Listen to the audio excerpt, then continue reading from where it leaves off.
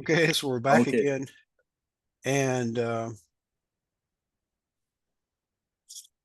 I think I've caught up on my internet responsibilities here, where we were going through, and I got to the point where I was busy, so I was just we'd record the thing, I'd upload it, and not put any descriptions under it. So I went back to do that.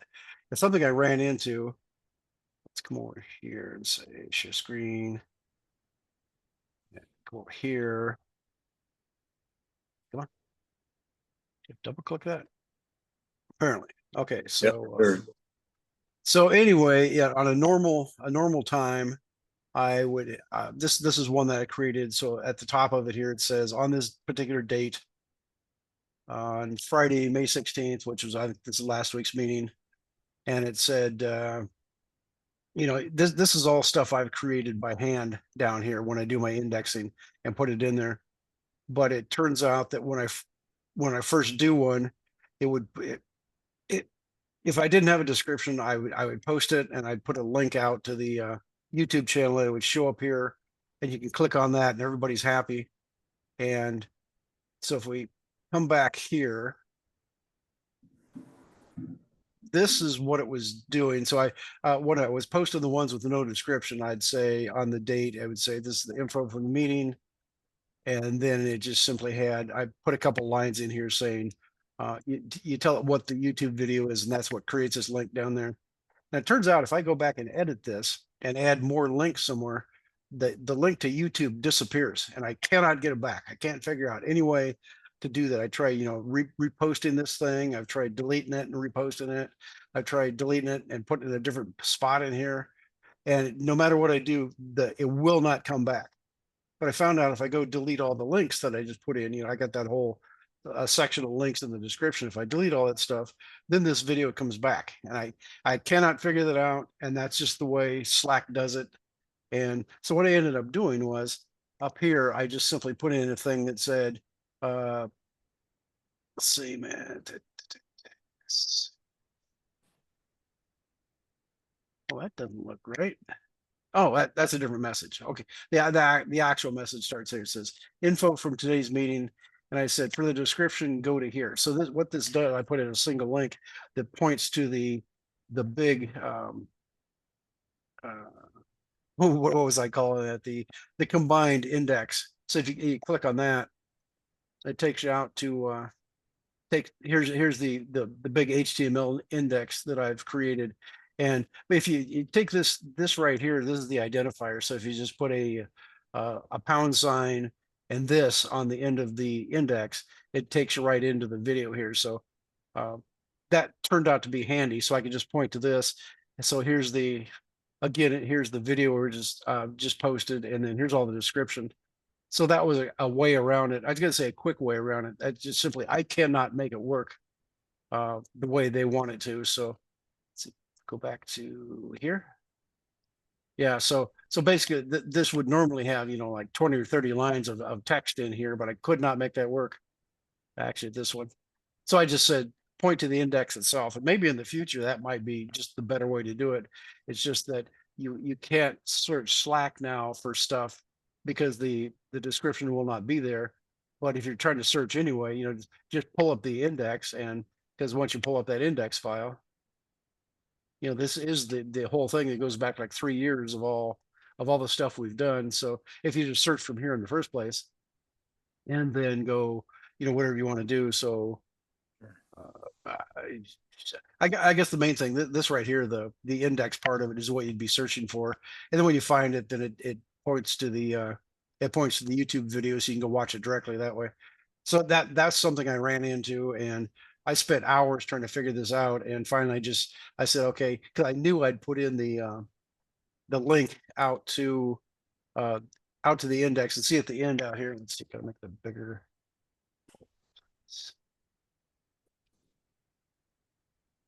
So basically, at any time you want, here's the link to the online HTML index.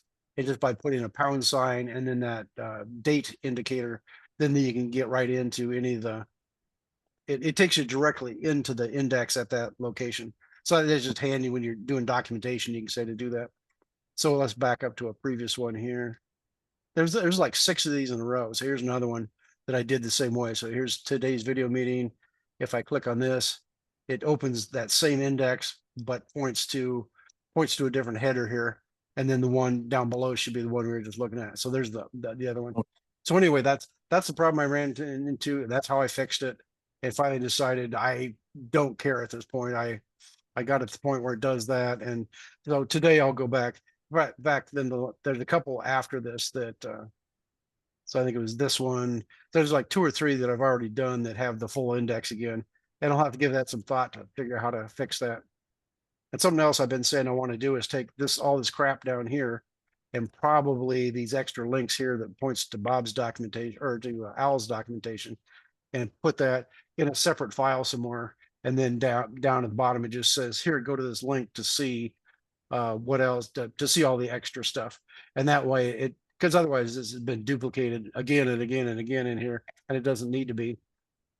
And the other problem you have, if you're doing it this way and you make a change, well, you either have to go back and change all the ones in, say, in this file, or it just simply, you got to go to the last one to find the latest information. So I was thinking if I just put a thing here and maybe point to a YouTube video, and that in the YouTube video to go through and describe what we're doing, how things are organized, and then at the bottom of that it could have all this stuff stuck right on there. So that way there's just one place in the world where all this stuff's documented, and that way it's easier to maintain, and you can always point to that, and it tells you all the stuff you need to know. So that's just something else I've been thinking about doing. And I realize that probably doesn't make a lot of sense, but the point is, if you go to the bottom of the videos here, we'll find here's the latest one here. So this is from last week's, and then down here it gives you links out to our out to the main YouTube page. Come on. There it is. So there it points out to all the index of stuff, but you can't really add a lot of stuff into here. The only real thing you have is the title of the video, and it simply got, the way it got started was, just to keep them straight, the title, it's basically the date and saying that it's the lawn tractor meetings.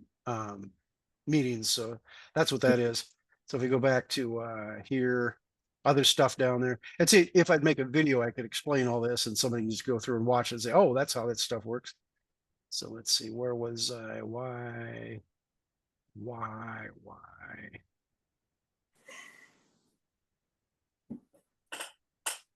Now I forgot where I was. So that's and other things in here. There's this one points to our Slack page, which let's see, I shouldn't do this because I'm right in the middle of something on Slack, but anyway, you click this, it takes it to the Slack page, and it may or may not let you in. You might have to request a invite to be able to access that. And then down here's the indexes I created. So the notes HTML takes us out to that thing I was just showing, and the text is that originally it was just this text file. Here, let's look at it. And this is the way I was doing the stuff originally, and it's hard to read. And one day Bob says, "Oh, I'm cutting and pasting all the stuff into another file, so I have it." I said, "Well, Bob, I could write a translator and fix that." Let's see, how do I get rid of that? So I wrote a translator, and it converts the text-based stuff. So it takes this stuff and converts it into the HTML stuff. So it now looks like, oh yeah. So now it looks like this, where it's got the, it's got actual headers in there, and that's where I was able to put the name tags in, so you can go to directly the one you want. And it's got the actual thumbnail here that's from I got too much junk at the top of my screen. I can't see what I'm doing now. Move this over here.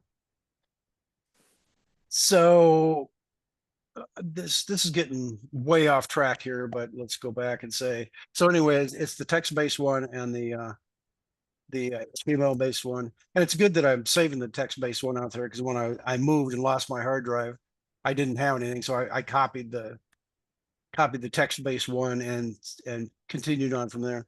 And then here's the stuff from the ROS agriculture meetings that goes back like 6 years.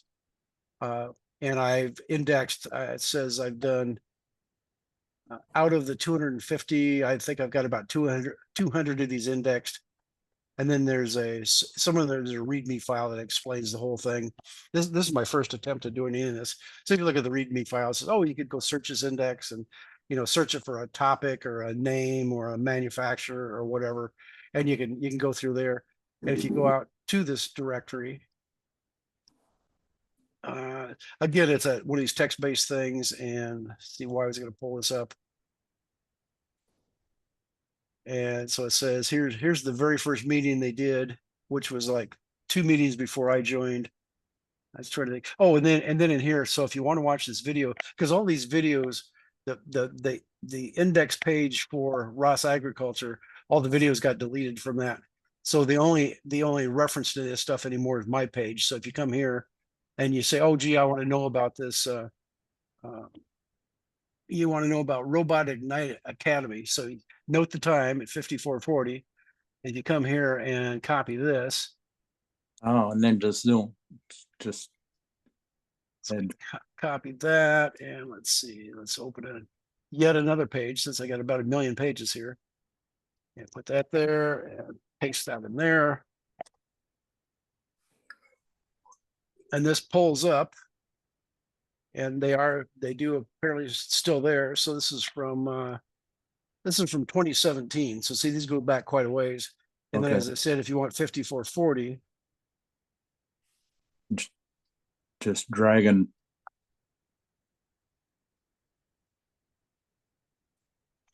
okay, there we go. I had to get it big enough I can see what's going on here. So we say 54:40. But anyway, we'll start there. That's close enough. So anyway, if you start playing from here, then it will give you what you want. So that's the way that index works. And I've never gone to the trouble to get a translator for that, because I just don't have the patience right now to do that. So anyway, that's the way that one works. So we've got like 3 years of the lawn tractor stuff we're doing now, and before that there was like another 3 years of ROS agriculture stuff. So anyway, that's kind of a long-winded thing saying, yes, look below for the descriptions until I change it again to make it work some other way. So let's see, that was just the stuff I wanted to do every time. And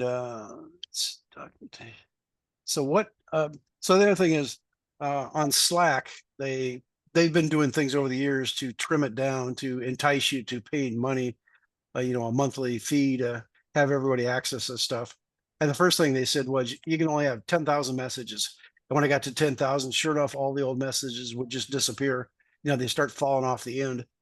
And that didn't convince people enough. So they started saying, oh, after 90 days, but for your benefit, after 90 days, we're going to hide all the messages. But you can pay us money if you want to get them. So that was the second thing they did. And the third thing they did is, oh, by the way, after 1 year, we're going to throw start throwing the files away. So if you post an image let's see, let's go back to here. So you're going down the line and see right here, there's images. Bob posted these. And so when you post it, you can see the thumbnails on the screen. And if you click on it, it will pull up the big image that's out there. Well, these big images, after a year, they start throwing these away. Oh. So if you go back here, so these will still show up. We've got a translator that I found somewhere that will read this stuff in and build a page that looks like, do I have this here? Well, anyway, we have these stuck in a directory, and you can get to these. But forever, these images should show up, because when the translator ran, it downloaded these images and put them right into the code. But on the old stuff, if you click on this, it'll just say, it'll come up and say something like, it'll come up and say something like, oh, image not found, you should do something else, because they've deleted it off their website. And we had a big discussion before we started recording, and I was trying to explain it to people how this works. And that's just another one of those things. If we can figure it out, we could maybe back this stuff up and not lose it completely. So that, anyway, so the Slack backups, you have to, so every 90 days, yeah, every 90 days, because if it goes older than 90 days, then they hide it, which the only way to get it then, you have to wait for one of these free trials to come around and say, turn on the free trials, then you can get to it and find the stuff. But so it's just a constant fight between these people and us trying to keep this stuff up to date. So anyway, I just ran the Slack backup a couple days ago and ran the translators, and I actually documented it this time. So hopefully next time it'll be easier to do. So I ran the thing. I just haven't uploaded it to the web page yet. So eventually I'll get around and do that, and then I think we'll have like 4 chunks of backup stuff at that point. But the first chunk, which was almost 2 years worth of stuff, we've lost all the big images for that because number one, I didn't realize it was doing that, and then the ones that come after that, the images drop off the end when it gets to the 1 year mark. They start throwing the images out. So that's something else that I've been looking at, and there are Slack backups. And I don't know if I put that on the index stuff or not. Let's see. Here, let's find one here. So in the links, it looks like I don't even mention the Slack backups, but so that's something else I should add to this, which goes back to the problem. Now, if I add it, I'll just add it on the last one. And if you back up one meeting, you won't know about that because it's not there. So that's why I need to take all this stuff and put it in one spot and just have a link to it. So anytime I make a change, you always get the latest stuff and you know where to find it. So so that's the thing with backups, and I think I've got the Slack stuff for the meetings all up to date. And that's old Slack files, Slack backups. And so now I'll switch gears here. And I was sitting around thinking, I should do something, and I was going to try and figure out how do I document stuff. And I was sitting here looking at my robot thinking, well, I can just go through and start writing down all the pieces on it. So I'll call these subsystems. So one subsystem is the quadrature encoders on the axles on the back wheels of my robot. So that was one thing. And then I added these new ones. It's it's got the arm with the encoder wheel. So the encoder wheel just rubs on the top of the tire. So that's the second subsystem. And another one was, say, GPS. I got 2 GPS receivers on this. So I just started writing this stuff down and quickly got out of hand because I put down, say, quadrature encoders, and then I started underneath. I say, do I create a description? Do I do this? Do I do this? I thought, well, it's getting ugly real quick. So I turned the page on my notebook and just, okay, just write down the names of them. So I got a block of, well, here, let's see. Did I share my screen? Let's stop that. Okay. And we got that. And let me go to speaker view.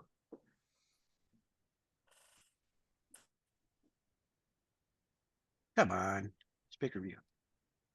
Okay, so here was just to give you a visual of what I was just saying. So I sat down and just simply started writing on here, and I said, okay, here's the pieces of SAMI, and there's odometry, GNSS, IMU. And I started writing stuff underneath, and I thought, well, that's getting ugly real quick because I, don't really know what I want to put at this point. So I just started writing that down. So I thought, well, that's a pain. So let's do this. And you can see it says, let's try this instead. So anyway, I just started writing down. So it's basically just a header of each one. So it's, again, we got encoders, it's got steering servo, current sensors, IMU, that kind of stuff. So I got that point and thought, well, it'd be easier to manipulate on a computer. So I just transcribed this into like a text file. I thought then you could move these around, you can change them at will, you can add extra sections. Yeah, add extra sections in between. So that's kind of where I got with that. And I'm just trying to think up ways. And I was thinking also it'd be nice, take a picture of the thing, say from the side. And back in the old days, I'd have a picture of my robot up here that I could point to, but I don't have my green screen up. So I got to get my green screen set up. If you put a picture and then you can put like a little rectangle around, say the back wheels, and say that's where the encoders are. If you want to do this on a web page, you could actually click on that box and have it take you to the section in the code that says, oh, these are the quadrature encoders, and then have, more stuff there. So I was just brainstorming ways to make all this stuff happen. So that's kind of where I've gotten at this point. And maybe I go back to my notes here, but I think that's probably all I have to say this week. So I'll be able to find my notes. Here, they're on the back of this page. So let's see, is there anything else I did? I can't think of anything. So that's all I wanted to mention for the recording, I guess. So we'll see if Bob wants to talk about stuff here.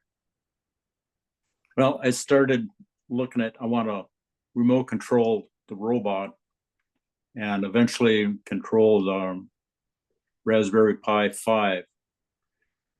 So I asked around for suggestions. Al uses NoMachine. That's the name of the package. So like a novice, not knowing what to do, I just started downloading the iMachine program to each of my machines, thinking, well, it'll tell me which is the server and which was the client. And it took me a long time to figure out the difference. And it seems that that program can be a server or a client, or they're calling it a player instead of a client. And but then they also introduce things like a roster, a book, and their network. So I started signing up for this network. Then I realized, oh, I think they want you to pay for it. So I started deleting stuff and trying to start over, and I wiped out my account. And so I ended up contacting them over in Europe, and they restored my account. So now I'm back at it and realize, well, I better read the blinking books, the tutorials. And it's slowly coming around to it. But the hardest part is, like, when I was downloading the first time, some of it went into a system file, another one into a temporary file, and I got screwed up on where I wanted to put it. Now I have to go back and figure out where is that stuff and how do I remove it and get it more organized. So I was kind of hoping, since Al uses it, that maybe sometime in the future, like maybe next week, you could kind of step through the concepts, the big picture, and then maybe how he did it, how he set his up. But one thing I did conclude, the server part of the program has to reside on my Pi 5, which is on the robot. And then I could put the so-called players or the clients on the other machines. But I think all I can do is connect one machine to another. Whereas if with their network, other people could come in and access. I'm really not sure, how much what you have to pay for what. So I'm just going real slow. But that's about where I'm at right now. Right, I found my HDMI adapter that would go from the standard down into the Pi, and I've got a TV hooked up for a monitor. And yesterday I was using my Bluetooth keyboards and mouse, and everything was working, but now nothing works. So I switched over to using the on-screen keyboard, and that works. But that little keyboard is so small, you have to get close to the TV to see what you're doing. And I think it can be reconfigured to get bigger, but I haven't looked into that. I still want to do most of my stuff from a Bluetooth keyboard, and I've got 2 of them. So that's about where I'm at. We're still settling into the house, and contractors are fixing stuff. So that takes some time to be there with them. So that's about all I got. On your Bluetooth keyboard, I was looking at those pictures you posted, which, let's see, random. So if I say share screen and say this one. So this is what Bob's talking about on this is his Raspberry Pi 5. Yeah. And this is his HDMI adapter. So he's got the little thing he's plugged into, and he's got a full size HDMI cable that he said plugged into his TV. This is his USB-C power input. So he's got power coming from the bottom to this connector. So he's just supplying 5 volts through that. And then over here, I think, oh, if I zoom in, it turns out that's his camera on it. So I assume trying to account for this stuff. So he's got a USB camera plugged in. You got this little module plugged in. Is that the USB for the keyboard? Is that what that is? Yeah, that's for the FinTi keyboard, FINTI keyboard. So you're saying you have 2 different keyboards. Will they both work through that same module, or have you experimented? I haven't experimented yet. I just kind of plugged it in and it worked, but now my Raspberry can't find it, even though it's listed on Bluetooth. So I go out and select it, trying to make a link to it, but it comes back and it says it can't make a socket. So I got to go back, and maybe the on-screen keyboard is interfering. I don't know. And so I've always wondered, like on a Raspberry Pi that has built-in Bluetooth. Let's see how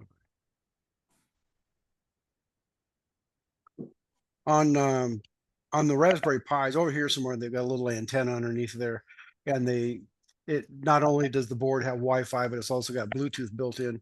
Theoretically, you should be able to get your things to connect through that Bluetooth, and I don't know if that actually works, or if there's something unique about these modules you plug in. Yeah.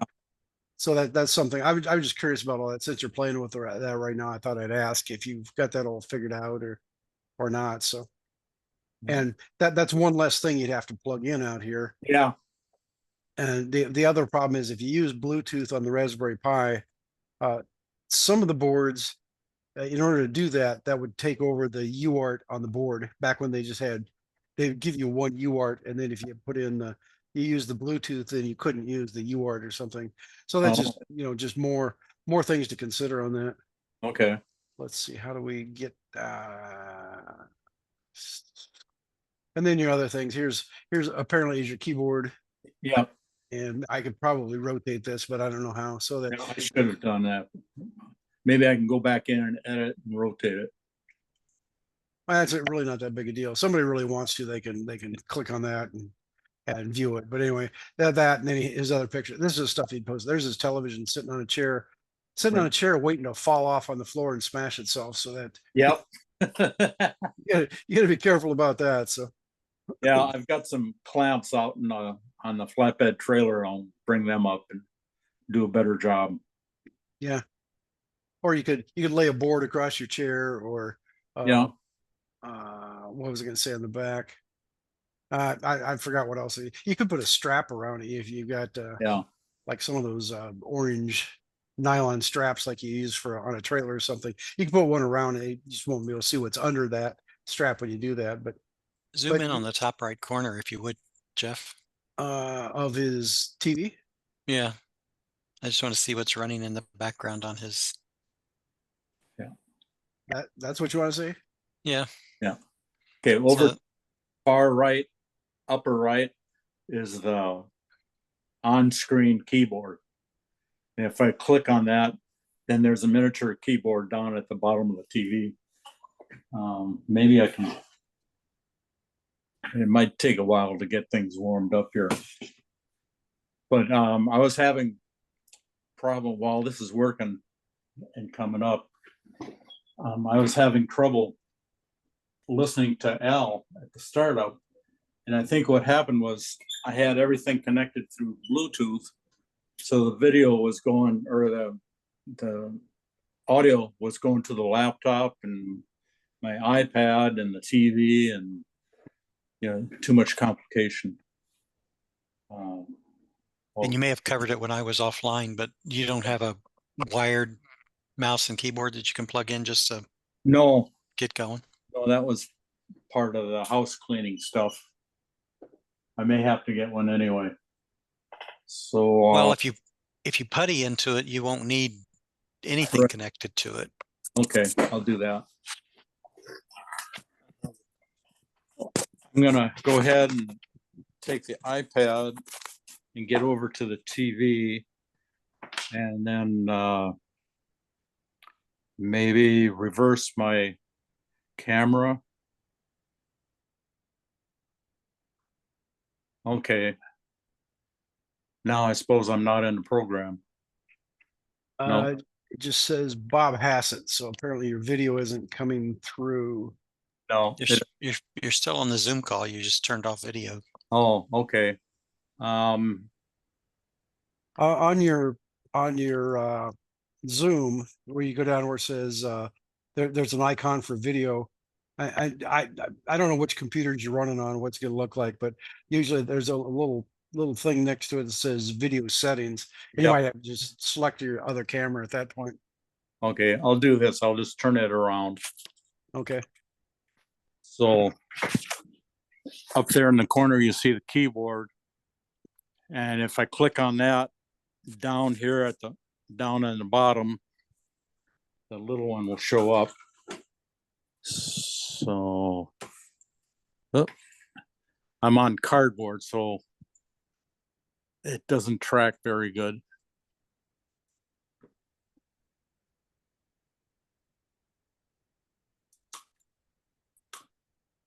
There. Now down at the bottom, do you see a little keyboard? Yeah, that is Yeah. Little is that, I think saying that's little is over exaggeration on its size. That's minuscule. Yeah. So, but I think there is a setting someplace that I can make that bigger if I wanted to. And then you have to click. You have to use Yeah. the mouse to. Use the mouse and hit each key. Oh, that's a new definition of torture. Yep. So anyway, since I've got it here, I'll open up NoMachine. Well, you don't want you stop. Oh, You don't okay. open up NoMachine on that. You open up NoMachine on your laptop or whatever you're going to use to access. Oh, okay. NoMachine should, that icon up in the top right corner. Yeah. I think that's showing that NoMachine is running. Oh. Okay. We'll find out here in a second if you try to log on. Okay. So on your laptop, do you know the IP address of your Raspberry Pi? I thought I did, but what happens is it just shows the IP address of the modem or of the LAN box. Well, there's two ways to get the IP address. One is to open up a terminal and type in IP space address, or you can right click the Wi-Fi icon that's up in the top right corner. Yeah. So now let's see. Oh, I hate this. I got to learn how to do things better. But right now, it's up and running. So,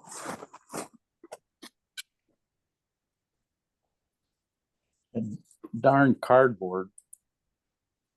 It's really hard to find out where my keyboard is. Huh. There it is. Okay. So I go through the welcome screens. There's one, next one. Yep. And that's what I have so far. You can X out of that. Oh. There you go.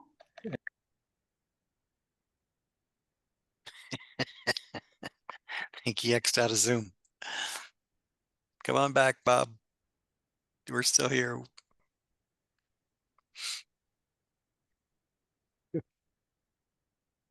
So the way things have turned out, did you want to go through NoMachine and explain something, Al? I'm happy to. If so, we could just have Al say, here's Yeah. my two computers and give a demo of it. And that way he says, start it on this one, don't start on that one. Yeah. That might work out better than what Bob's trying to do. Well, okay, sure. I'm So lem- let's lem- ask Bob, does he have anything else before we switch over to Al? No. Too much chaos. Okay. So learning new stuff is always hard. Nobody was an expert when they first started. So let's see. I still have a text editor open. I don't know how far does the screen go down. Do you see this little red box yes, on the bottom part of my screen? yeah, So that's NoMachine running on the laptop that I'm, having this Zoom call on. And the process of adding, well, in this particular case, I have to got to go back to it. I just closed it.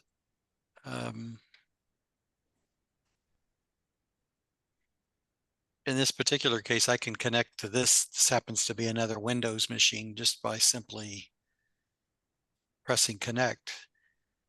And the key piece of information you need in order to set up that connection is the IP address.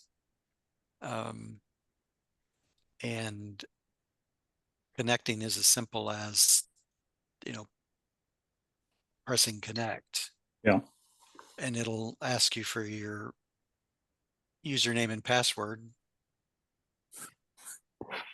And then in this case, it's going to look like a Windows machine because it's a Windows machine. If you put your Raspberry Pi in there, what you would get is that screen that's on the TV on your chair. I mean, so this, it's hard to see, but this is an application where, I had just designed and 3D printed some standoffs, but the image you're seeing is on the other computer, Okay. not the laptop that I'm on now. This is the screen that's on my laptop now. It's a text editor. The reason I mentioned to you that I think Putty is a little bit easier to start with is it's a little bit easier to get your head around. Well, for me it is anyway. Yeah. But Putty isn't I don't know, Jeff Crowley knows the right language, but it's a software to access other computers. Okay. So I have a couple of different Raspberry Pis where I have the IP address loaded in. And I think I might have selected one that's not running right now.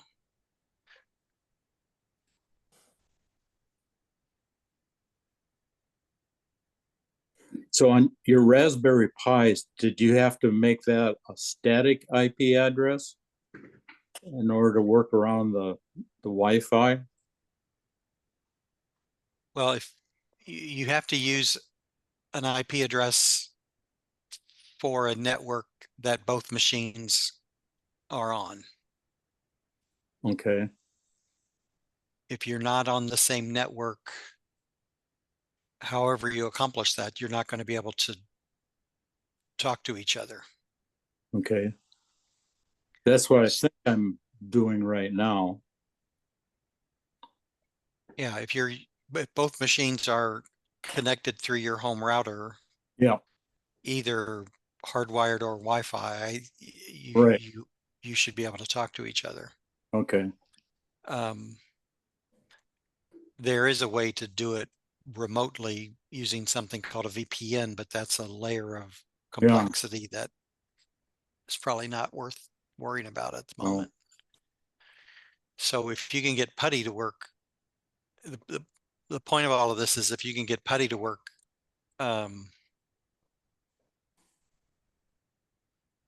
it's just a low, it's a little bit easier. It is, but it's not the full GUI. It's a text-based, you know, Right. you're dealing with the terminal level connection at that point. Okay. So NoMachine, the difference between NoMachine and PuTTY is it's going to give you the full graphic user interface Okay. if you want that or need that. No. So your first step is to get logged onto your RPi one way or the other and figure out the IP address. So like in this case, I'm not. Yep. I just logged in and typed in an IP address and it gives you the IP address. Okay. Do you want to do that while we're sitting here? No, but I've got the recording. I can go back later. So once you get that address, I'm going to use this one as an example. If I go into NoMachine,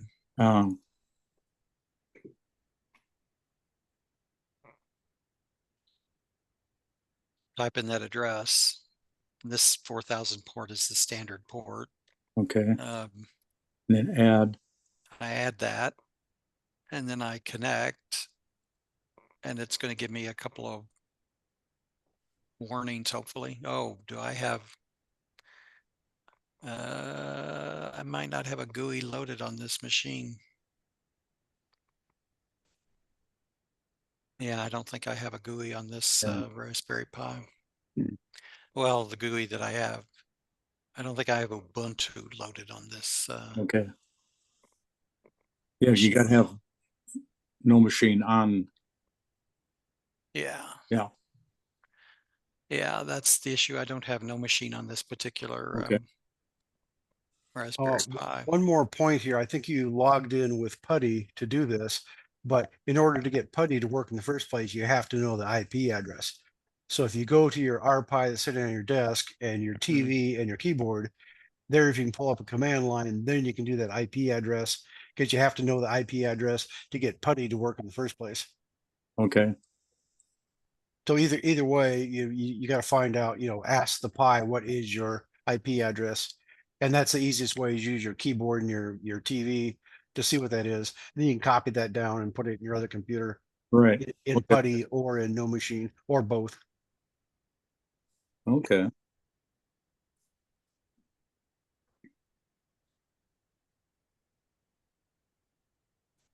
But you've accomplished the first. I think I would categorize it as heroic, getting software installed using the keyboard that you've got access to. That's just straight up torture. Yes. It's If you want to make that keyboard a little less usable, put a Post-it note over the top of it so you can't see it. Then you'd be all set. yeah. I just may go find a regular keyboard, and they're pretty cheap now. I think your Salvation Army or Goodwill nearby would be Yeah. a good place to pick up a $10 keyboard. Yeah. I think I'll do that. Well, that's about it for me then. It's a lot more reading and a lot more. I'll have to make a trip into town. We're going in for groceries, so maybe I can find something. Well, if you get in the middle of it, you can ping me on Slack if you want to do a quick sharing session to walk through it. Well, I better look through the recording first and then try and duplicate it. Then I'll know what I don't know. And again, if you're looking for more information, go to YouTube and type in NoMachine and say install NoMachine or put in tutorial or examples or whatever, and you might get somebody else that will take you through, lots of steps on how you get it to work. And I've been doing that. Watch 2 or 3 of those. And I've done that, and it's frustrating because most of the commentators are international, so they have their version of English, which is kind of hard to follow sometimes. But Yeah. but at least now I know what I think I know what I don't know. And if I go, I'll try and straighten things out for next week. Well, just briefly then, my progress has been about trying to get my, this is my radio control unit to control my robot. Previously, these were all just pieces and parts lying in a Ziploc bag. So I've soldered those up. This is an NRF24 radio. Here's my Teensy 3.2, 1, 2, 3, 4 potentiometers.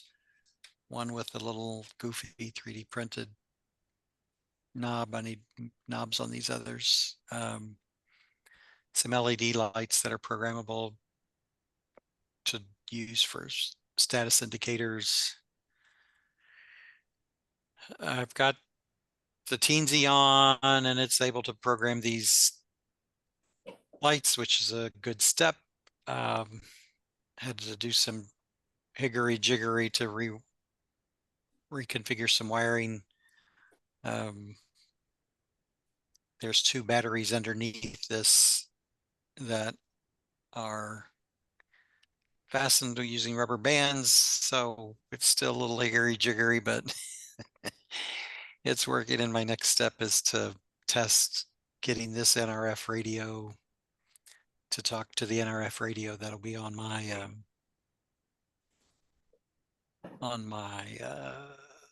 tractor. And what that looks like at the moment is a module to hold, well, a PCB board to hold the radio, and then in this case, I happen to be using a Teensy 3.5, and it takes, as you can see, 7 wires to get, is it SPI communication when you have MISI and MOSI, Jeff, or is it Yes. what? So this thing talks SPI and takes up a bunch of ports on that. But now I've got the wiring now put together hopefully correctly, and 3D printed little plastic holders that I can screw down to the electronics board on the tractor so it stays in one place. And yeah, that's the little bit of progress that I've made. And then the next step is to, I've gotten the radios to work before in a desktop mode. So now I've got to take those test programs and get them to work, which is a little bit closer to what I'll actually use on the tractor. So that's where I'm at.